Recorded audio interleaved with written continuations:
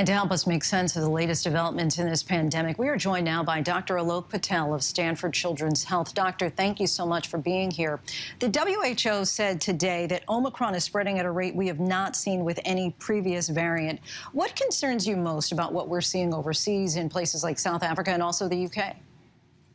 Well, Lindsay, what concerns me the most is where this data is being reported. You know, the mere fact that we now have a report from the WHO that 14 countries or so in Africa are seeing cases of Omicron. And then you add in the fact that the WHO just released a statement that they don't expect to see the African continent get to 70% vaccine-acquired immunity or get shots until the second half of 2024. So you combine that quick, rapid spread of the Omicron variant with, a lack of public health services and infrastructure, and those two together are a recipe for a lot of illness that is not adequately taken care of. That's a big concern. We still have a lot of inequity in the world, not only when it comes to vaccines, but from access to basic health care.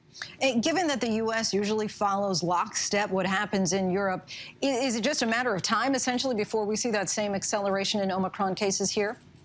It really is. And I'm echoing the sentiments of the CDC, of Dr. Anthony Fauci, and a lot of the preliminary data coming out right now. We've heard that report that about 3% of cases right now in the United States are said to be Omicron, with maybe more than 10% in New Jersey and New York. That's only what's been reported. But the rate of change, how quickly the Omicron cases are ramping up right now, how much faster it is at spreading than Delta, it is only a matter of time before it becomes the dominant strain. And fortunately, knock on wood, it still continues to cause less severe disease than Delta. And we also heard the WHO warn against dismissing Omicron as mild, that even if it does cause less severe disease, that the number of cases could still overwhelm health systems. Just explain what the danger that poses, especially for the unvaccinated. That would absolutely be disastrous for us to write this off and say it's mild. Lindsay, we've been fooled by variants in the past, especially by Delta. So even if we do have widespread mild or moderate disease, that could still easily overwhelm our healthcare system, which was already kind of running on fumes before the pandemic. So this is not just a function of the pandemic that healthcare systems are stretched out.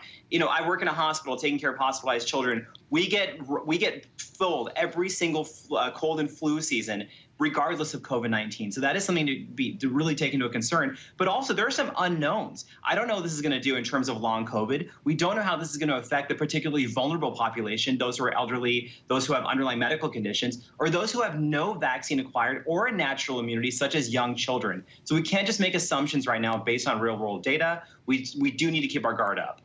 Let me ask, though, and this might be being too optimistic, is there any potential benefit if Omicron causes less severe disease, that as it spreads rapidly, could it eventually overwhelm Delta?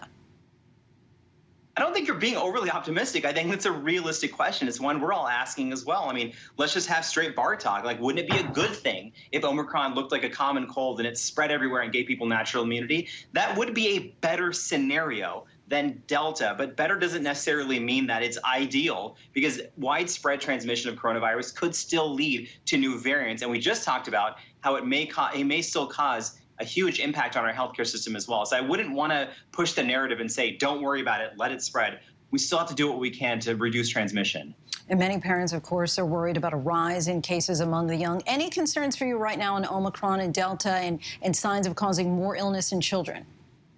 I'm one of those parents who's concerned. We saw these numbers from the American Academy of Pediatrics. We are in our 18th consecutive week of over 100,000 positive SARS-CoV-2 tests in children under the age of 18. And with increasing numbers, inevitably comes more disease, more hospitalizations, more long COVID, more MIS-C, and more spread to people who are higher risk. So with these increasing cases, I just worry that the children are the ones who are least likely to have gotten the vaccine, also the ones that we've done the best job of protecting, which ironically leaves them more vulnerable now because they have the least amount of natural immunity. So they are at a particularly high risk. They're one population I'm concerned about as we head into this potential winter surge, which is still likely to be dominated by Delta. And what is your recommendation for families as they were planning their holiday gatherings with multiple generations in households in close quarters and eating together? What would you suggest? Lindsay, you just described holidays 2019, and it sounds glorious. I'm even wearing a tie because I'm ready for it. What I would suggest is that people have an open dialogue with everyone that they're planning on meeting with. You're making sure that you're vaccinated, that you've gotten a third shot. I'm not even calling it the booster. You've gotten a third shot. People are very honest about where they're going to, what vaccination rates look like, what community transmission looks like at your destination. And guess what? Tests are now available over the counter. You can get an antigen test. You can do that just to make sure that you're doing everything you can to keep safe. And also, masks are still important. If you're in a situation where you don't have the vaccine status of others around you, so is hand washing, so are all those things that we've been doing since the start of this pandemic that we so cannot wait to see the end of. Dr. Alok Patel of Stanford Children's Health, we thank you so much for your time. Glad you pointed out your holiday tie as well. Thank you very much. We appreciate it. Lindsay, thank you.